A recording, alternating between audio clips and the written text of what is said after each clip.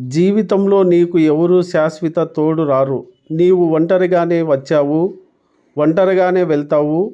మధ్యలో కలిసేవారంతా కేవలం ప్రయాణికులు మాత్రమే. నీ సంతోషానికి కానీ నీ బాధకు కానీ నీవే బాధ్యుడవి. లోకం ఏమనుకుంటుందో అని భయపడటం మానేయి. ఎందుకంటే నీవు చనిపోయేటప్పుడు నీ బాధ్యతను లోకం తీసుకోలేదు. నీ మనసు చెప్పింది విను. నీకు నచ్చినట్లే జీవించు.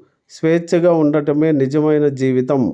అయితే గమనించాల్సిన విషయం ఏమిటంటే నీ ఆనందం కోసం సాటి మనిషిని లేదా సాటి జీవులను హింసకు గురి చేయకు. అది పైశాచిక ఆనందం. నీ స్వేచ్ఛ నీకు ఎంత అవసరమో పక్కవారి స్వేచ్ఛకు భంగం కలగకుండా జీవించాలి.